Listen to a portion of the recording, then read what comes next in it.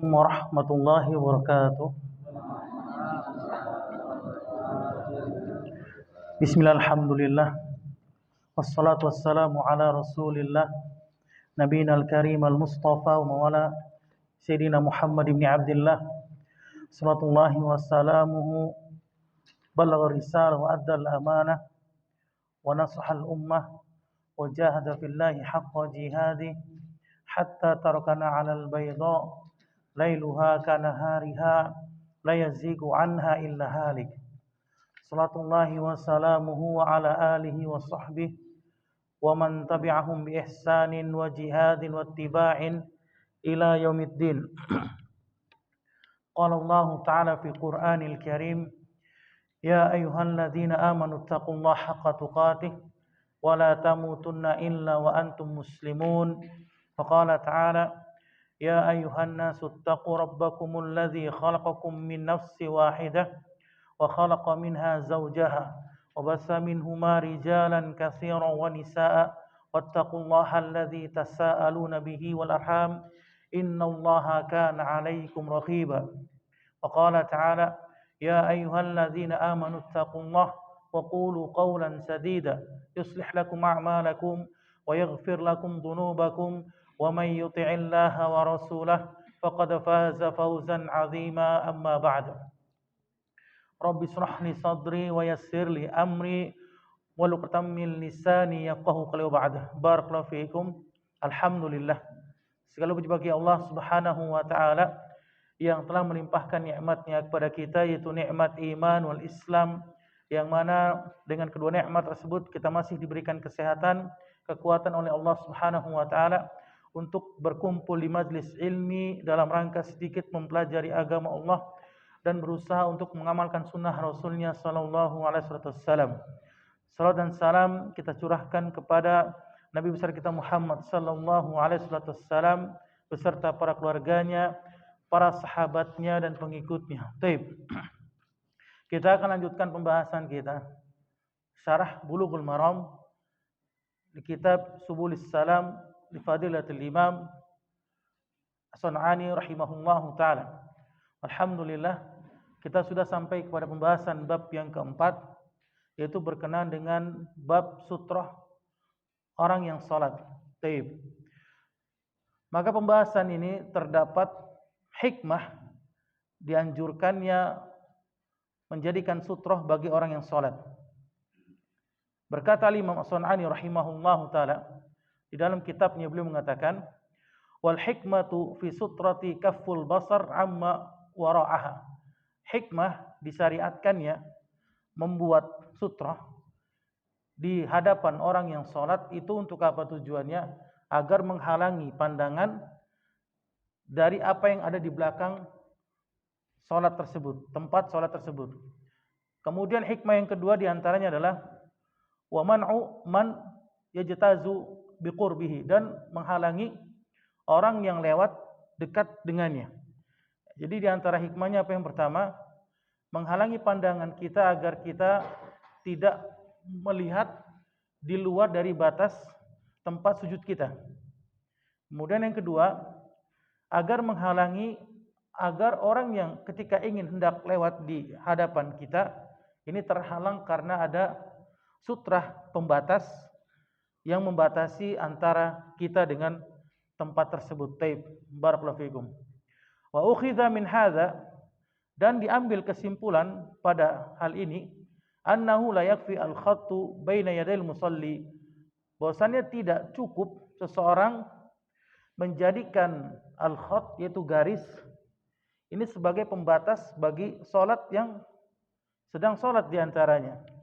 Jadi kalau menurut sebagian para ulama, mereka mengatakan garis ini tidak bisa dijadikan sebagai apa? Sutrah, tak boleh. Ini menurut sebagian para ulama.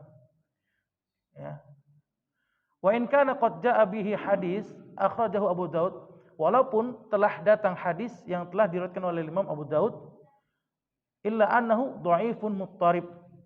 Jadi hadis yang datang dari riwayat Al-Imam Abu Daud, hadisnya lemah, yang membolehkan sutrah dengan garis.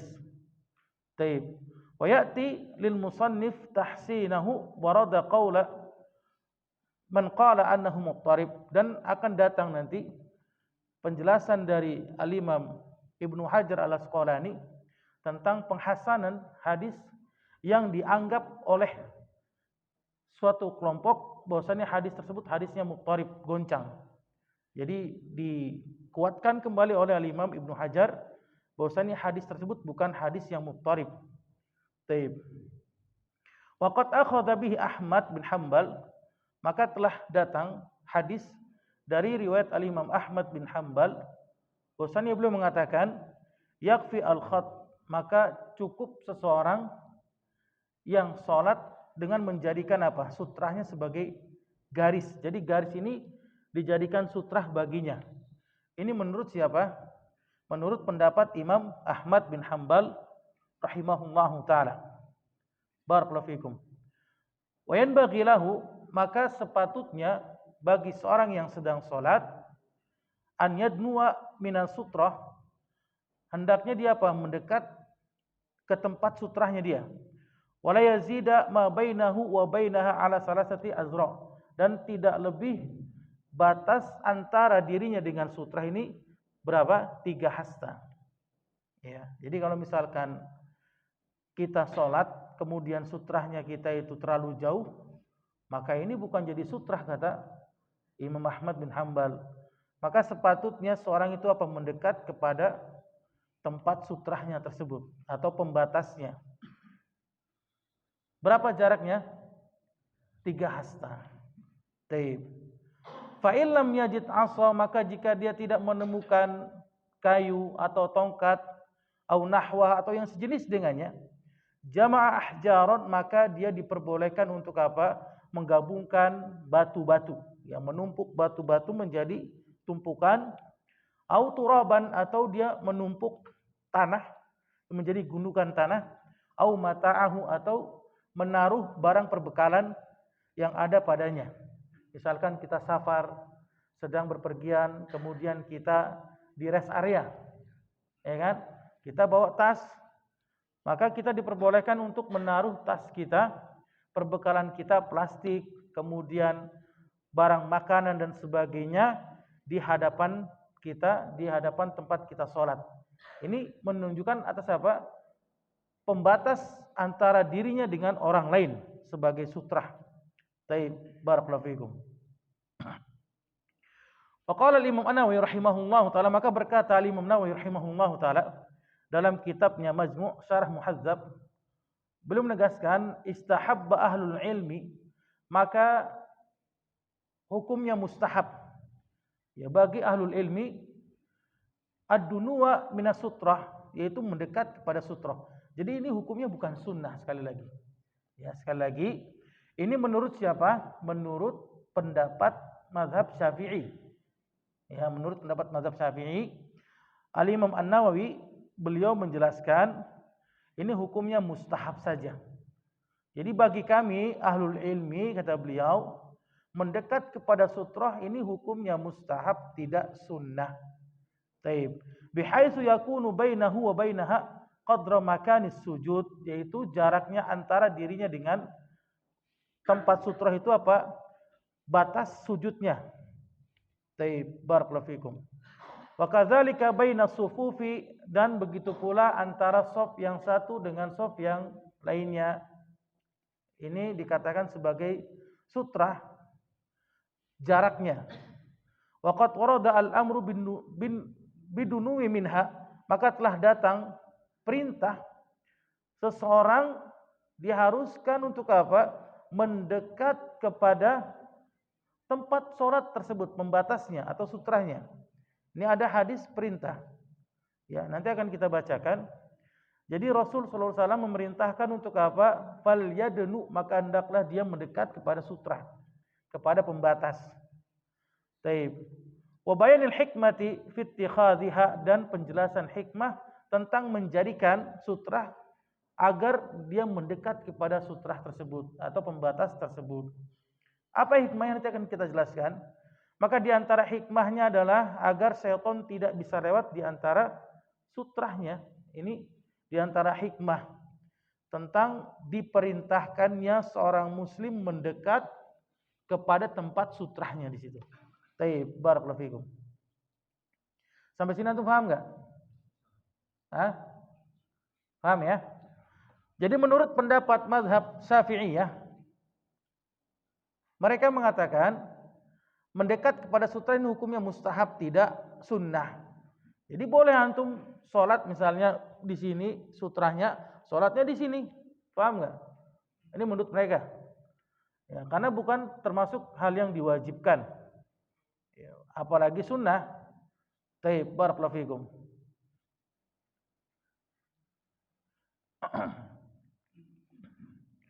Akan tapi ada perintah dari Rasul yang mulia sallallahu alaihi wasallam yang tadi kita katakan, perintah untuk mendekat kepada apa? Kepada sutra berdasarkan dari hadis riwayat Al-Imam Abu Daud rahimahullah dan lainnya, dan yang lainnya bahwasannya dari hadis Sahal ibn Abi Hasmah, hadisnya marfu di sini ya. Jadi hadisnya marfu sampai kepada Rasul sallallahu alaihi wasallam bersabda, "Idza shalla ahadukum ila sutratin falyadnu minha." Apabila salat salah seorang di antara kalian menghadap sutroh, maka hendaknya dia mendekat kepada sutroh. La yaqta'u asyaitanu alaihi salatahu, agar syaitan tidak memotong darinya salatnya tersebut. Jadi perintah ini apa? Ilahnya. Ya, sebab alasan Rasul memerintahkan seseorang mendekat kepada sutra itu apa? Tujuan ilahnya di sini, maksud tujuannya itu untuk apa? Agar syaitan tidak memutus salatnya. Ya, jadi dengan dia terlalu jauh, nanti syaitan bisa memutus salatnya dengan apa? Dengan mengganggunya, ya, membisikkan waswas, taswis di dalam hatinya dengan bisikan-bisikan yang bisa menyebabkan apa? Salatnya terganggu. Ini ilahnya. Sebab diperintahkan seseorang untuk apa? Salat mendekat kepada sutra. Taib, barakallahu fikum.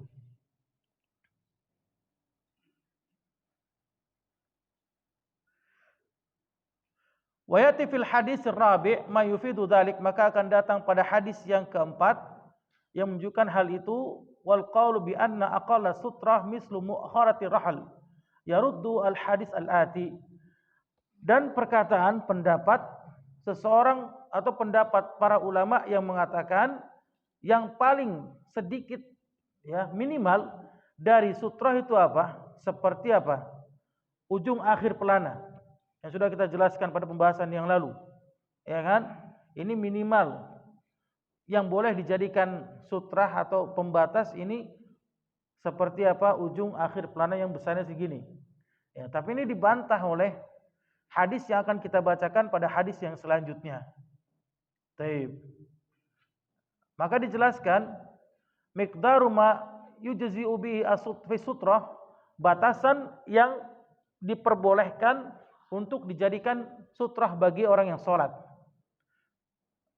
Maka hadis yang ketiga di antum itu dari Sabrah ibn Ma'badin al-Juhani radhiyallahu ta'ala anhu, bahwasanya beliau mengatakan, qala Rasulullah sallallahu alaihi wasallam, Rasul sallallahu alaihi wasallam bersabda, liyastatir ahadukum fis salati walau bisahmin, akhrajahu al-Imam al-Hakim.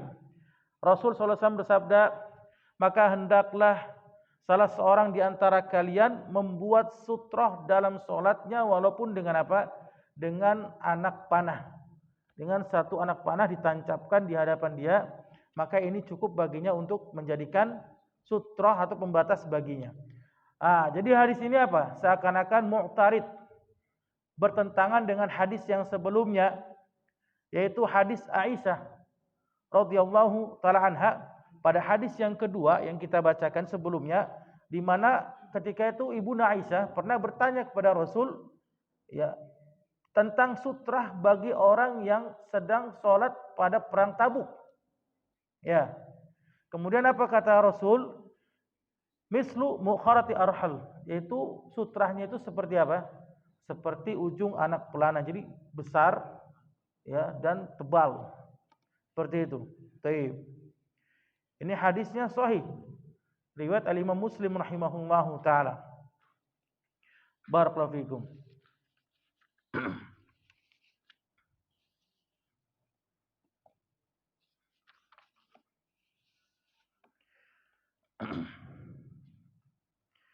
Maka pada hadis yang mulia yang kita bacakan tadi, hadis yang ketiga dari sahabat Sabrah Ibn Ma'badi Al-Juhani radhiyallahu ta'ala anhu, bahwasanya pada hal ini Al-Imam As-Sun'ani rahimahullah ta'ala mengatakan fihil amru bisutrati, maka hadis yang mulia ini menunjukkan perintah agar apa? Agar menjadikan seseorang sutrah bagi tempat sholatnya. Wa hamaluhu al-jamahir 'ala nadab. Akan tapi apa? Jumhur para ulama mereka membawa perkara perintah kepada apa? Kepada sunnah. Jadi mereka apa? Yang tadinya secara zahir nampak pada hadis yang kita bacakan pada hadis yang ketiga ini menunjukkan bahwasannya apa? Rasul memerintahkan salah seorang di antara kalian agar apa? Salat dengan sutrah pembatas walaupun dengan anak panah. Tapi jumhur para ulama mereka membawa hadis yang berupa perintah dalam kaidah usul, ya nanti kalau misalkan antum belajar usul fikih, perintah, segala macam perintah itu menunjukkan atas apa? Segala macam perintah menunjukkan atas apa? Wajib hukumnya. Al-amru yaqtadi al-wujub. Ya, segala macam perintah dari hadis ataupun dari Al-Quran ini menunjukkan atas apa? Wajib baginya untuk menjalankannya. Kecuali ada dalil yang memalingkan perintah menjadi sunnah atau menjadi mustahab. Taib, barakallahu fikum. Ya, maka jumhur para ulama mereka berpendapat dalil yang memalingkan perintah tersebut menjadi sunnah itu nanti akan kita bacakan pada hadis yang setelahnya. Taib. Ala kulli hal, maka jumhur para ulama bagaimana? Mereka berpendapat, ini kalau sudah kata jumhur bagaimana berarti? Ya, mayoritas para ulama berarti dari mazhab Syafi'i, kemudian Hambali, kemudian Hanafi, Maliki, ini sudah mereka mayoritas para ulama yang mengatakan ini sunnah saja. Taib. Untuk apa? Menjadikan sutrah bagi orang yang sholat. Wa arafta anna fa'idat ittikhadhiha annahu ma'attikhadhiha, dan engkau mengetahui bahwasannya faidah dengan keberadaan sutrah. Ya, jadi faidahnya apa? Faidahnya kata Al-Imam As-Sun'ani, dengan engkau menjadikan atau meletakkan sutrah di hadapan engkau yang sedang salat, la yaqta'us salata syai'un, tidak akan memotong salat dengan sesuatu apapun. Mau ada orang yang lewat, mau ada apa perempuan atau keledai atau anjing hitam ataupun yang lainnya, ini tidak akan apa? Tidak akan memotong salat seorang dengan sesuatu apapun. Taib. Wa ma'adam ittikhadhiha yaqta'uha ma ya'ti. Sedangkan apabila tidak membuat sutrah, tidak membuat batasan, pembatas salat, maka bisa jadi salatnya terpotong atau salatnya batal. Ini menurut siapa? Mazhab Syafi'iyah. Karena Imam As-Sun'ani apa beliau bermazhab Syafi'i. Ya, jadi bagaimana? Ya, kalau misalkan seorang sengaja salat sunnah ataupun salat wajib misalkan, kemudian dia tidak menjadikan sutra di hadapannya, maka ini bisa apa? Membatalkan salatnya, bisa memotong salatnya. Minimal apa? Mengurangi pahala salatnya. Taib. Ya. Sampai sini antum paham tidak? Paham ya? Insyaallah ya. Taib, barakallahu fikum. Walau bisahmin. Kenapa? Taib. Maka perintah Rasul, maka hendaklah seorang yang sedang sholat untuk meletakkan sutrah di hadapannya walaupun dengan apa? dengan satu anak panah, ini menunjukkan atas apa? Ma yufidu annaha tujzi'u al-sutrah. Menunjukkan atas apa? Dan cukup baginya menjadikan sutrah itu apabila dengan sesuatu yang keras, tebal, atau sesuatu yang tipis. Jadi boleh. Ini kaidah usul mengatakan kalau misalkan ada dua hadis yang mu'tarid, bertentangan di antara keduanya, metode yang pertama itu dengan cara apa? Nasikh wal mansukh, dengan cara dilihat apakah hadis yang pertama itu dihapus hukumnya dengan kedatangan hadis yang kedua. Kalau misalkan kedua-duanya itu sama, datangnya bersamaan waktunya, maka dengan cara yang kedua itu dengan cara apa? Al-jam'u bainahuma, dengan digabungkan kedua hadis. Tadi kan antum perhatikan, hadis yang pertama hadis dari siapa? Ibunda Aisyah. Hadis nomor keberapa? Kedua. Yang ketika dia bertanya kepada Rasul, seperti apakah sutroh bagi orang yang sedang sholat ketika perang Tabuk? Ya kan? Yaitu setebal apa? Gagang anak pelana, ya kan? Ya, tebal ini. Kemudian hadis yang kita bacakan di sini hadis yang nomor berapa? Nomor 3. Ini cukup dengan apa? Anak panah. Nah, maka digabungkan dengan metode yang keberapa? Yang kedua digabungkan dengan cara di al-jam'u bainahuma, digabungkan antara keduanya. Kalau tidak memungkinkan digabungkan, maka dengan cara apa? At-tarjih. Ya, merojihkan di antara keduanya. Kalaupun tidak memungkinkan dengan cara merojihkan di antara kedua hadis tersebut, maka kebanyakan para ulama at-tawaquf dalam hukum ini, yaitu diam mereka. Tidak bisa menghukumi apakah hal ini menjadi suatu yang sunnah, mustahab ataupun wajib. Maka dalam kondisi hal ini bagaimana? Para ulama menggabungkan ya kedua hadis tersebut, boleh tebal, boleh juga tipis pada pembatas sholat, ya, dengan papan yang biasa dibuat di masjid-masjid, atau dengan tas yang tebal, atau dengan ini kayu yang lebar, atau dengan tongkat yang besar dan yang lainnya, maka ini cukup baginya untuk menjadikan sutrah baginya. Wa annahu laisa aqalluha misla mu'kharati ar-rahl.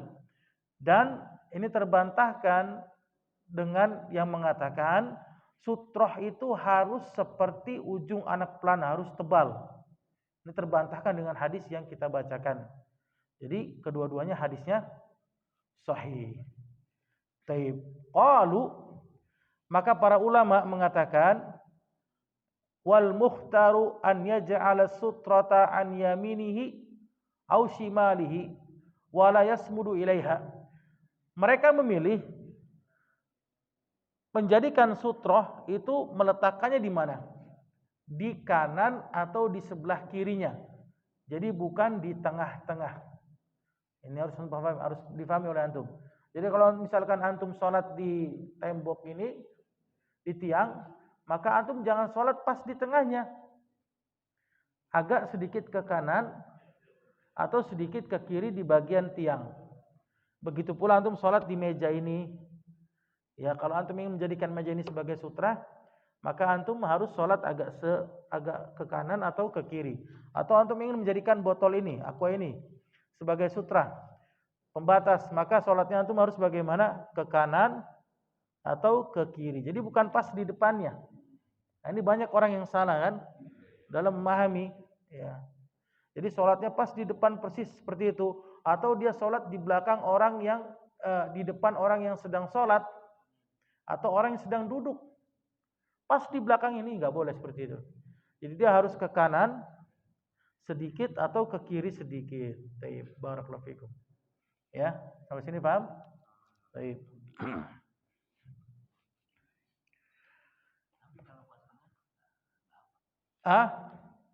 Kalau pas tengah bagaimana? Ini pilihan dari kami. Ya, ini mazhab siapa? Mazhab Syafi'iyah dan yang lainnya. Ya, jadi para ulama mereka mengatakan apa? Jumhur ulama mereka berpendapat yang dipilih bagi kami yaitu apa? Untuk menjadikan sutrah itu di kanan atau di kiri. Ya, tidak di tengah-tengah bagian tempat dia sholatnya. Ya, tidak lurus jadi. Jadi harus ke kanan sedikit atau ke kiri bagian sholatnya. Baik. Barakallahu fikum. Murulul himar wal mar'ati wal kalbil aswad baina yaday al musalli. Jadi yang ketiga ini yaitu hukum keledai, kemudian wanita, kemudian anjing hitam yang melewati orang yang sedang sholat. Ini kita bahas hukumnya di sini.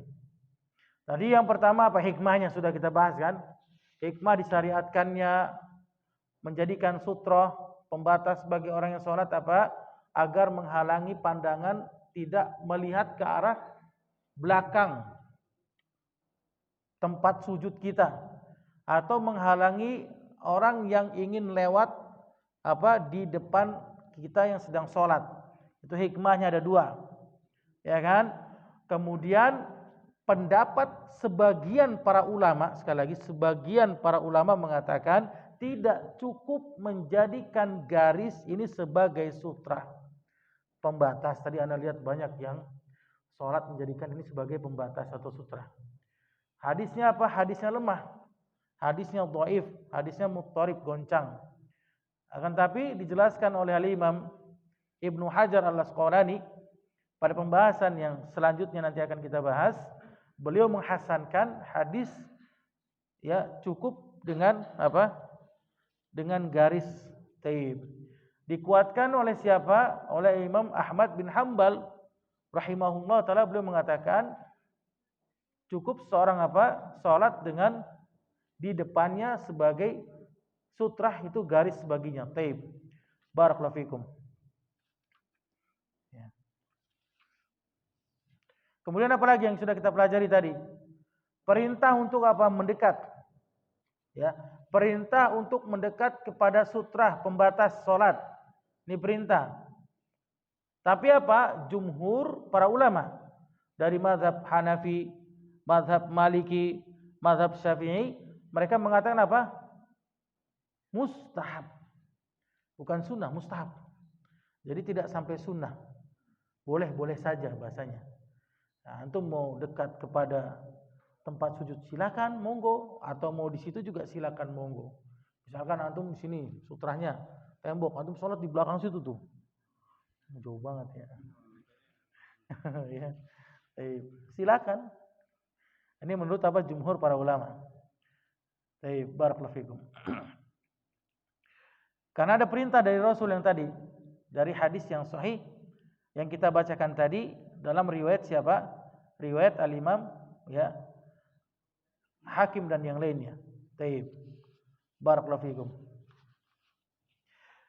Dari Abu Dzar Al-Ghifari radhiyallahu taala anhu, hadis yang keempat, bahwasanya beliau mengatakan, qala Rasulullah sallallahu alaihi wasallam, Rasul yang mulia sallallahu alaihi wasallam bersabda, yaqta'u salatar rajulil muslim, akan terpotong salat salah seorang muslim idza lam yakun baina yadayhi mislu mu'kharati ar-rahl, apabila tidak menjadikan di hadapan tempat salatnya itu seperti ujung akhir pelana, yaitu sutra pembatas, al-mar'atu wal himaru wal kalbul aswad, yaitu apabila melewati wanita, kemudian keledai dan anjing hitam.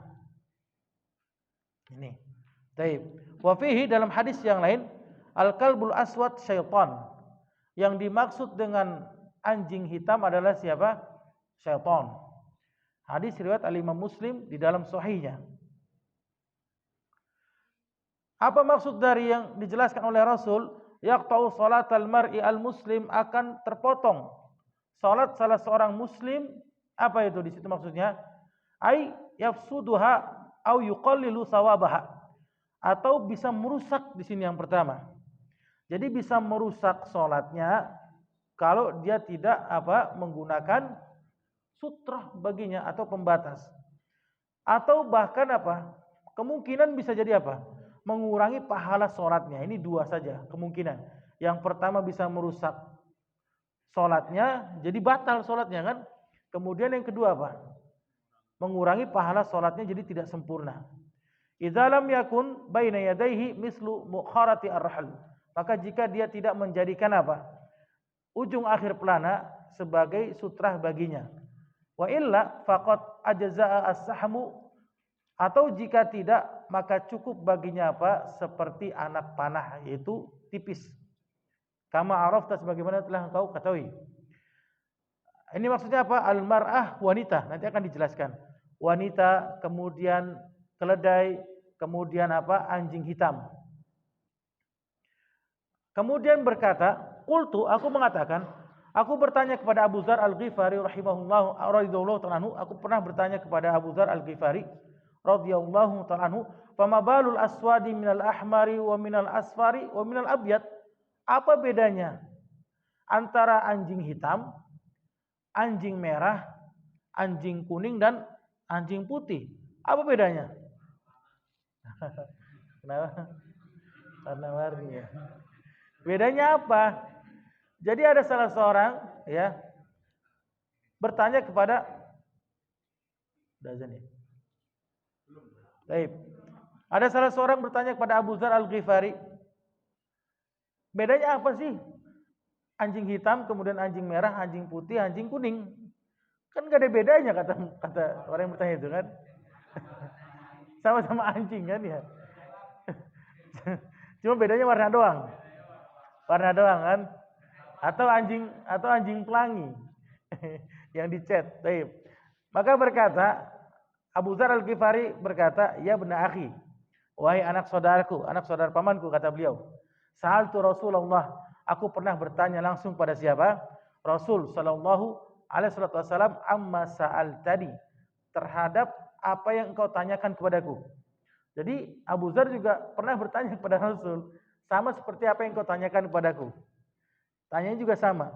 Rasul, apa bedanya anjing hitam, anjing kuning, kemudian anjing putih dan anjing merah? Apa bedanya? Apa kata Rasul? Kalbul aswad syaiton, itu bedanya. Anjing hitam adalah syaiton. Jadi kalau ada anjing merah yang lewat, batal nggak? Nggak batal, kan anjing hitam disebutnya. Paham nggak antum? Ya, antum lagi sholat di gurun, di mana? Sholat lagi naik gunung, ya, Gunung Bromo, ya kan? Tiba-tiba antum sholat jadi imam, ada anjing coklat warnanya, gak hitam, agak kehitam-hitaman. Kemudian makmum bilang batal ya kan? Jadi kan bingung tuh jadi imamnya tuh, terganggu kan jadi sholatnya. Itu jadi gimana? Gak batal sholatnya, lanjutkan sholatnya. Kalau yang tahu paham fikihnya. Kalau nggak tahu fikihnya, oh iya astagfirullahaladzim, batal. Diulang lagi kan sholatnya seperti itu. Padahal tidak membatalkan. Kenapa? Anjing hitam. Ya. Ilahnya apa? Maka sebab alasan batalnya sholat itu dengan lewatnya anjing hitam itu apa? Ilahnya syaiton. Karena anjing hitam adalah setan. Itu ilahnya. Ya. Sebab batalnya sholat seorang itu apabila dilewati oleh anjing hitam. Taib. Wal haditsu dalilun. Udah azan belum sih? Oh belum. Anak kirain azan. Taib. Barakallahu fikum. Taib. Al haditsu dalilun ala annahu yaqta'u salata man la sutrata lahu. Hadis yang kita bacakan tadi dalil menunjukkan bahwasanya apa? Batalnya salat seseorang yang tidak menggunakan sutrah atau tidak menggunakan pembatas. Lahu mururu hadhil mazkurat, yaitu apabila yang melewati tadi yang kita sebutkan, apabila melewati wanita, kemudian keledai, kemudian anjing hitam, kalau dia salat tidak menggunakan sutrah pembatas di hadapannya, maka salatnya batal. Ini menurut siapa? Mazhab Syafi'iyah. Taib. Wa qad ikhtalafa ulama, para ulama telah berbeda pendapat fil ilmi bidzalik, terhadap apa? Mengamalkan tentang hadis yang kita bacakan tadi. Faqala qaumun, maka berkata pendapat yang pertama, yaqta'uha, batal salatnya. Al mar'atu wal kalbul aswad dunal himar, yaitu apabila dilewati oleh perempuan anjing hitam tanpa keledai. Ini pendapat yang pertama. Antum pahami di sini. Ana ulangi. Jadi jangan antum nanti tidur, toto antum bangun, antum dengarnya hanya keledai saja. Ya. Ya. Kenapa? Nanti akan dijelaskan ya. Makanya antum jangan ngantuk-ngantuk gitu ya. Nanti kalau membahas masalah fikih ini bingung nanti antum. Antum pas lagi bersender, antum bangun pas dengarnya mar'ah perempuan, nanti antum pukul rata semua perempuan. Ya, barakallahu fikum. Sampai mana tadi anak lupa. Pendapat yang pertama yaitu al-mar'atu, yaitu perempuan. Kalau ada perempuan lewat, ini nanti akan dijelaskan secara terperinci. Perempuan lewat kemudian anjing hitam, ini membatalkan sholatnya tanpa keledai. Ini pendapat yang pertama. Dengan dalil di hadis warada fi dzalika an Ibnu Abbasin radhiyallahu anhuma. Dalilnya apa? Dari Abdullah bin Abbas radhiyallahu taala anhuma, bahwasannya Rasul sallallahu alaihi wasallam bersabda, annahu marra baina yaday as-saffi fi himarin ala himarin. Bahwasannya telah lewat, ya. Ini sibuk sendiri nih, bingung kan? Ya. Telah lewat di antara saf orang yang sholat, yaitu para sahabat. Di tengah-tengah mereka itu ada keledai lewat di hadapan mereka. Wan Nabi yusolli, dan Nabi sedang sholat mengimami mereka. Walam ya'dis sholata, Nabi tidak mengulang sholatnya di sini. Wala amaru ashabahu bi'adatiha, Rasul tidak memerintahkan para sahabatnya untuk apa? Mengulangi sholatnya. Jadi ketika Rasul mengimami para sahabatnya, kemudian ada keledai lewat di hadapan para sahabatnya, Rasul tidak memerintahkan sahabat untuk mengulanginya. Menunjukkan atas apa? Sholat seseorang yang apabila lewat di hadapan dirinya itu keledai tidak membatalkan sholatnya. Ini pendapat yang pertama. Sampai sini paham?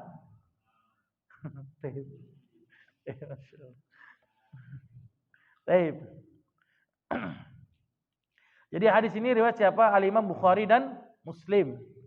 Kemudian faja'aluhu mukhassisan lima huna, maka mereka jumhur para ulama menetapkan tentang mengkhususkan, menarik hadis yang kita bacakan tadi kepada hadis khusus, di mana hadis umum tadi dijelaskan bagaimana secara umum, ya kan? Wanita, keledai dan anjing hitam. Maka datang hadis yang khusus dari riwayat Al-Imam Bukhari dan Muslim, keledai tidak termasuk membatalkan sholat orang yang di depannya ada sutrahnya. Ini berarti ditarik umum kepada khusus. Taib. Barakallahu fikum. Wa qala Ahmad, berkata Imam Ahmad bin Hanbal, yaqta'uha al-kalbul aswad, membatalkan sholat, memotong sholat seseorang itu apabila lewat apa? Anjing hitam. Qala, kemudian Imam Ahmad mengatakan, wa fi nafsi, menurut pendapat kata beliau, minal mar'ati wal himar la yaqta'uha, dari wanita dan keledai ini tidak membatalkan sholat orang yang apabila di hadapannya itu ada sutrahnya. Sekali lagi menurut siapa di sini? Pendapat Imam Ahmad bin Hanbal. Jadi jangan antum nanti bangun tetap pendapatnya Husain lagi. Azan ya. Baik. Masya Allah, silakan azan dulu.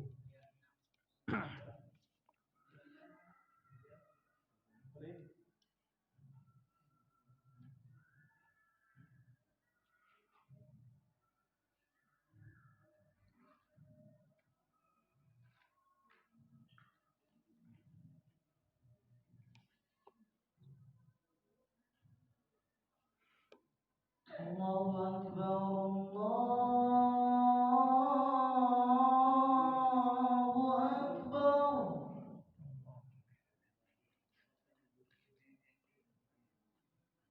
Allahu Akbar, Allahu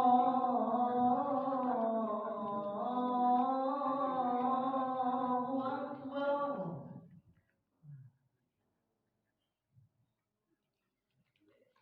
Asyhadu an la ilaha illallah.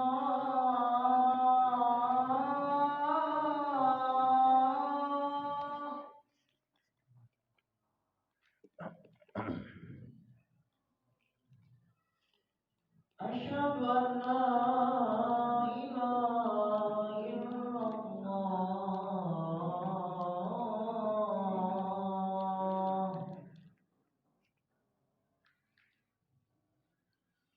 Asyhadu anna Muhammadar Rasulullah.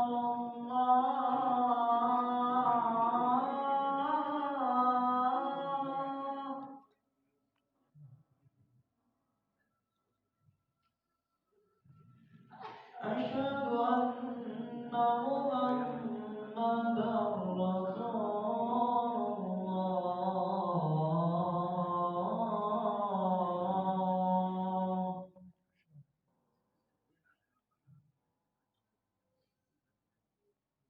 Hayya 'alas salah.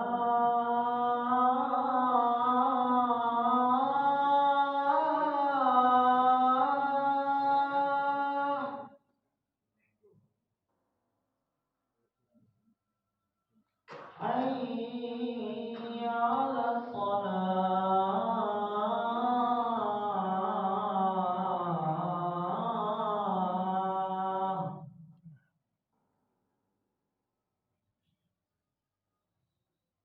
Hayya 'alal falah.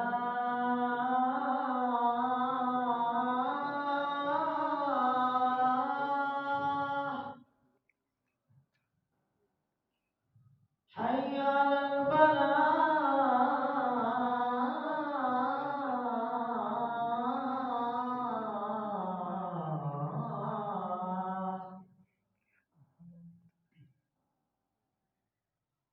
Allahu Akbar, Allahu Akbar. La ilaha illallah.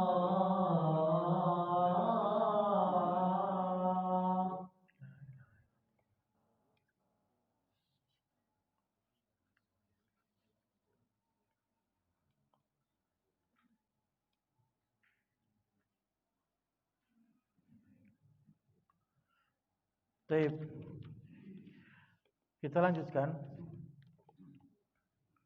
Pendapat yang kedua mengatakan bahwasannya ini yang telah dikatakan oleh Imam Ahmad bin Hanbal, yaqta'uha al-kalbul aswad. Jadi yang memotong salat orang yang lewat di depannya itu hanya anjing hitam saja. Jadi perempuan dan keledai ini tidak membatalkan salatnya.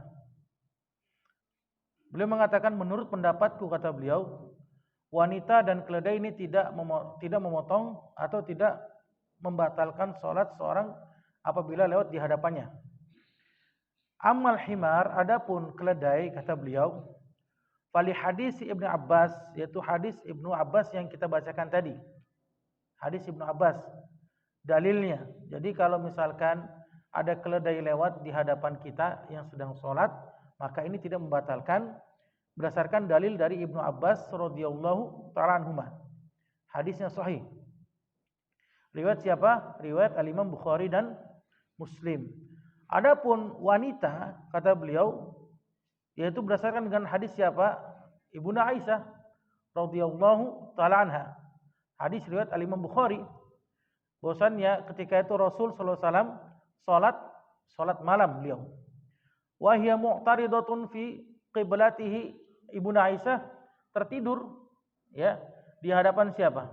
Rasul, terhampar tertidur berbaring di hadapan Rasul, di kiblatnya, arah kiblatnya Rasul. Fa idza sajada ghamaza, maka apabila Rasul hendak ingin sujud, beliau mengisyaratkan dengan menyentuh kakinya Aisyah. Ya, ghamaza rijlaiha. Kemudian ketika disentuh oleh Rasul, maka seketika Aisyah apa? Menekukkan kedua kakinya. Ya, langsung ditekuk kedua kakinya. Fa idza qama basatathuma, maka apabila Rasul hendak berdiri, langsung apa? Aisyah langsung apa? Menelonjorkan kedua kakinya kembali. Ini hadis yang sangat kuat menyatakan bahwasannya apa? Falau kanatis shalah yaqta'uha mururu al-bar'ati, kalau seandainya salat seorang itu batal atau terpotong karena sebab lewatnya wanita, maka berbaringnya Aisyah ini lebih utama. Rasul akan membatalkan sholatnya, tapi beliau tidak membatalkan sholatnya, beliau melanjutkan sholatnya tersebut. Taib. Wa dhahaba al-jumhur ila annahu la yaqta'uha syai'un, maka berkata jumhur para ulama dari mazhab Hanafi, Maliki, Syafi'i, Hambali, mereka mengatakan bahwasanya tidak membatalkan sholat seorang apabila lewat suatu apapun di depannya, baik wanita, kemudian anjing hitam, atau keledai. Ini tidak membatalkan mereka. Ta'awwalul hadis, maka mereka menakwilkan hadis yang kita bacakan tadi, bi annal murad bil qat'i naqsu al ajr. Maksudnya adalah apa? Dengan terpotongnya sholat, yaitu menghilangkan atau mengurangi pahala. Lal ibtal, tidak membatalkan sholatnya. Ini ditakwil oleh jumhur para ulama. Qalu, mereka berpendapat, lisuglil qalbi bihadhil asya, yaitu dengan lewatnya wanita atau anjing hitam atau keledai di hadapan orang yang sholat, ini bisa apa? Bisa menyibukkan hati seorang yang sedang sholat. Jadi menyibukkan hati seorang yang sedang sholat apabila ada sesuatu yang lewat di hadapannya dia. Itu sebabnya. Illah yang diambil oleh jumhur para ulama ini mengurangi pahalanya. Kemudian wa minhum man qal, sebagian dari mereka mengatakan apa? Hadzal hadis mansukh bi hadis Abi Sa'id Al-Khudri al-ati. Jadi hadis yang kita bacakan ini hadis nomor 4, hadisnya terhapus hukumnya dengan hadis Abu Sa'id Al-Khudri yang akan kita bacakan nanti pada hadis yang terakhir pada bab sutrah ini. Taib. Yaitu apa? La yaqta'us salata syai'un, tidak membatalkan atau tidak memotong salat dengan sesuatu apapun yang lewat di hadapannya. Waqad warada annahu yaqta'us salatal yahudi wan nasrani wal majus wal khinzir. Telah datang hadis Rasul yang mulia bersabda bahwasannya terpotong salat apabila terlewati orang Yahudi, Nasrani, Majusi dan babi. Ini hadisnya apa? Hadisnya lemah. Hadisnya lemah, bahkan dilemahkan oleh Al-Imam Abu Daud sendiri. Beliau meriwayatkan, kemudian dilemahkan oleh siapa? Oleh beliau sendiri. Jadi hadis yang tadi kita bacakan akan terpotong sholat seorang apabila dilewati oleh siapa? Yahudi, Nasrani, Majusi dan babi. Hadis riwayat Al-Imam Abu Daud. Beliau meriwayatkan, tapi beliau juga apa? Yang mendhaifkan, melemahkan hadis tersebut, maka tidak bisa dijadikan hujjah dalam ibadah tersebut. Taib, barakallahu fikum. Ya, ada pertanyaan silakan. Setelah kita akan lanjutkan pada pertemuan akan datang, ya, hadis yang kelima dan seterusnya. Barakallahu fikum. Silakan. Waalaikumsalam.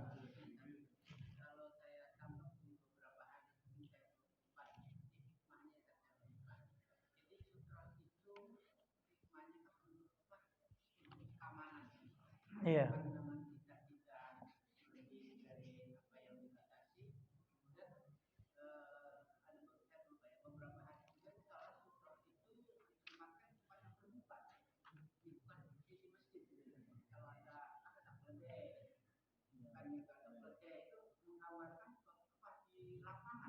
Iya.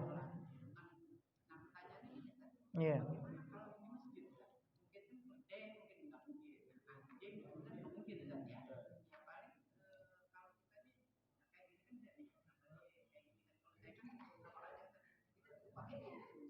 Iya.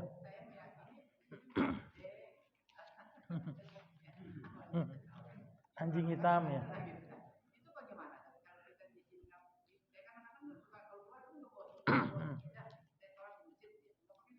Hmm. Kalau antum sholat tidak menggunakan sutra pembatas, maka nanti yang berdosa siapa? Yang berdosa orang yang tidak menggunakan sutra. Nanti akan kita jelaskan pada pembahasan selanjutnya. Ya, ini menurut siapa? Mazhab Syafi'iyah.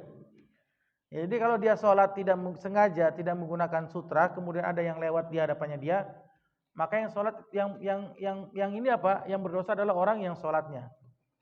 Taib. Tapi kalau misalkan antum dengan sutra yang tadi sudah kita jelaskan, jadi tidak ada kesepakatan para ulama dari 4 mazhab yang mengatakan wajib sutra itu dengan apa? Dengan suatu yang keras, dengan yang tipis. Jadi boleh dengan garis sekalipun. Ini pendapat jumhur para ulama. Ya. Walaupun dijelaskan dengan garis itu hadisnya lemah. Hadisnya lemah. Jadi untuk keluar dari khilaf para ulama bagaimana? Maka untuk mencari aman dalam mengerjakan ibadah, maka kita mendekat kepada sutra yang benar. Cari aman ya. Mendekat sutra yang benar itu apa? Antum cari orang yang duduk di depan antum yang sedang zikir, antum sholat aja di sampingnya, samping kanan atau samping kiri. Kalau nggak ada orang yang duduk, antum boleh peci, ya, asal jangan garis, peci atau sejadah. Sejadah antum lipat, ya lipat menjadi lipat 3, antum hadapkan di depan antum di agak sebelah kanan atau kiri, antum jadikan sutra itu dibolehkan. Tapi kalau garis ini tidak boleh. Ya, tidak diperbolehkan. Taib, barakallahu fikum. Nanti akan dijelaskan peci.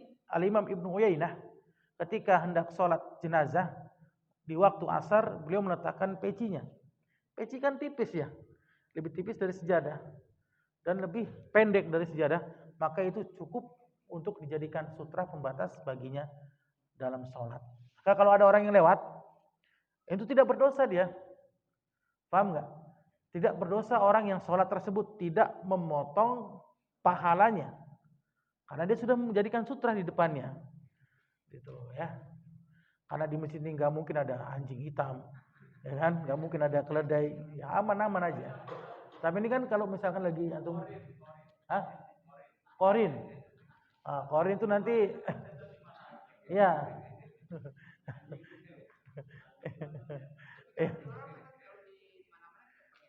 Ya di luar antum misalkan lagi naik gunung, itu harus antum ingat itu pakai sutra, ya naik gunung antum lagi di mana gitu.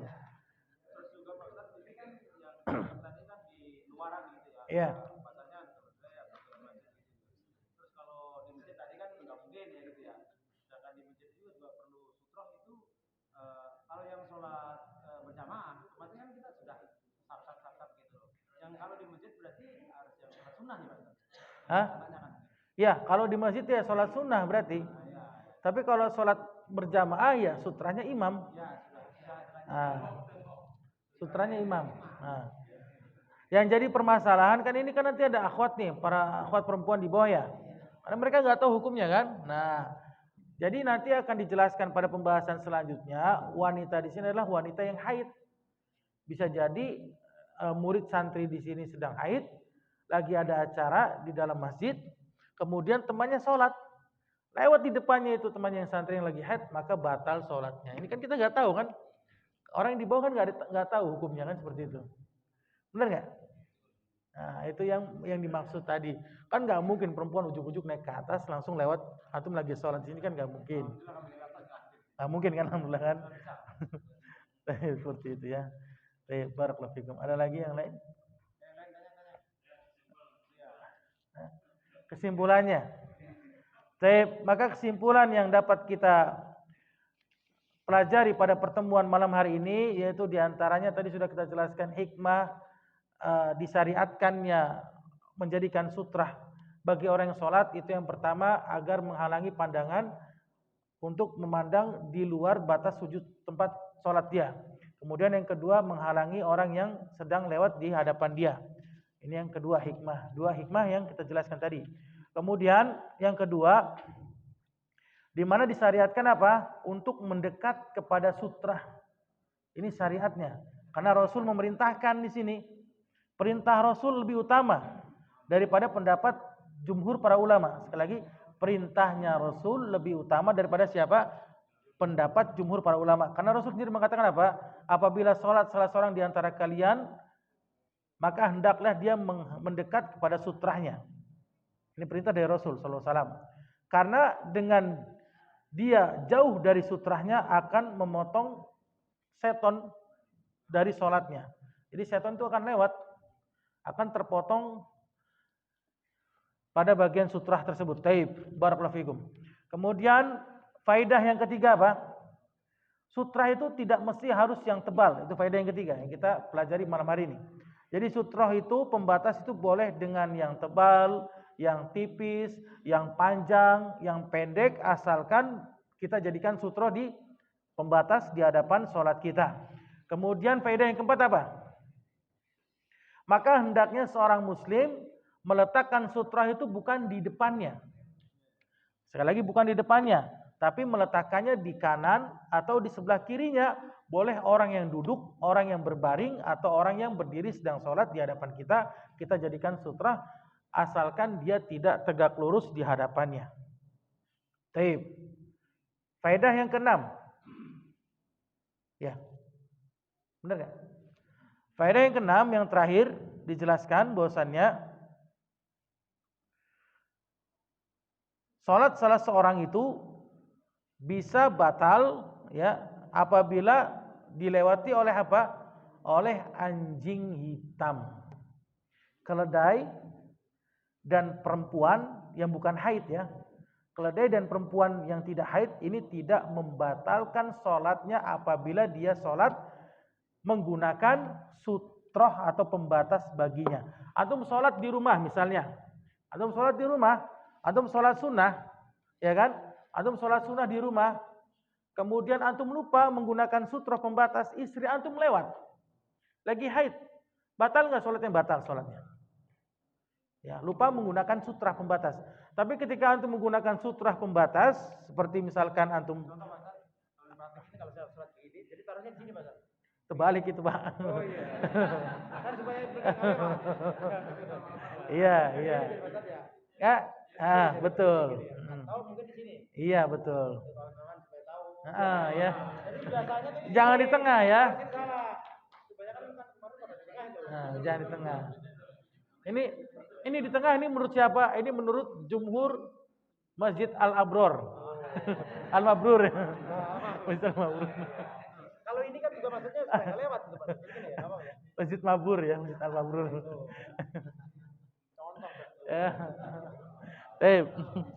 Itu tadi 5 faedah yang kita jelaskan tadi. Insyaallah kita akan lanjutkan hukum anjing yang lewat, kemudian wanita dan himar, keledai yang lewat di antara orang yang sedang sholat. Ya.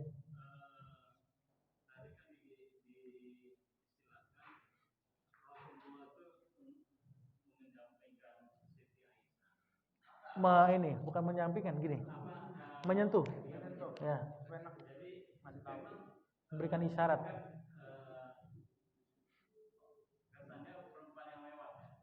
Iya.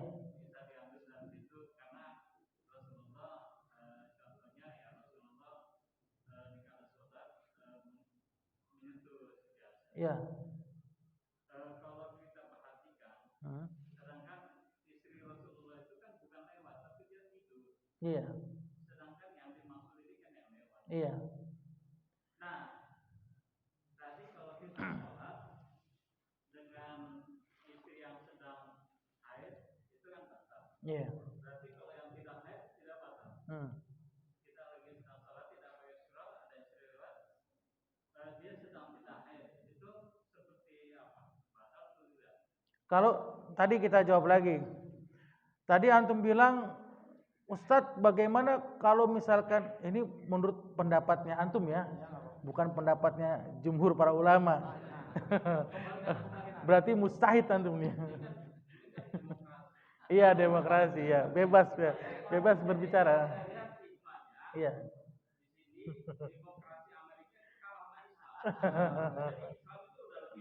Masya Allah, iya.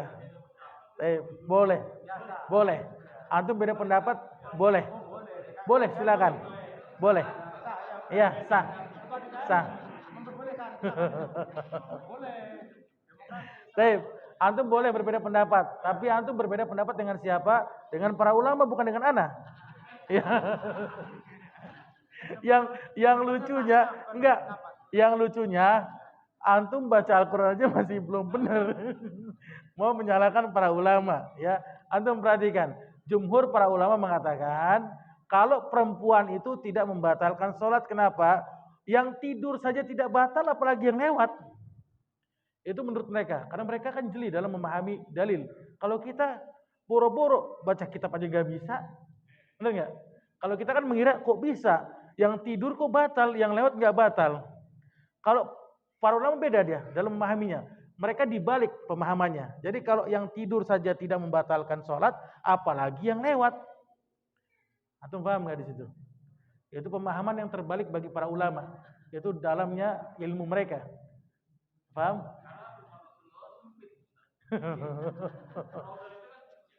Raudhah. Raudhah itu tempat sholat, bukan kamar. Ya, ya, tempat sholat bukan kamar ya, taib ya. Itu tadi alasan yang pertama, taib. Yang kedua, apa tadi? Nah, lupa itu. Panjang pertanyaannya. Yang kedua apa? Taib. Yang kedua apa tadi? Yang kedua itu apa? Taib. Ya, perempuan ya. Kenapa kalau perempuan haid itu membatalkan sholat, tapi perempuan yang biasa tidak membatalkan sholat? Ya seperti itu. Tadi nanti ada hadis khusus, ya. Nanti akan kita jelaskan. Tadi kan sudah kita jelaskan, ada hadis umum, ada hadis khusus yang seakan-akan bertolak belakang. Maka jika digabungkan, hadis umum ditarik hukumnya menjadi khusus, spesifik. Dalam kaidah itu mengatakan apa? Hamlul mutlak alal muqayyad. Yang mutlak, yang umum ditarik kepada hadis yang takyid atau khusus. Itu dihukumi dengan khusus. Jadi yang perempuan itu sudah nggak apa-apa lagi dia lewat. Tapi kalau perempuan yang haid maka akan membatalkan sholatnya kalau dia tidak menggunakan apa? Sutroh pembatas di hadapannya. Barakallahu fikum. Hah? Gak masalah. Iya. Iya, nggak masalah ya. Nggak masalah. Taib. Taib, barakallahu fikum. Alhamdulillah cukup ya?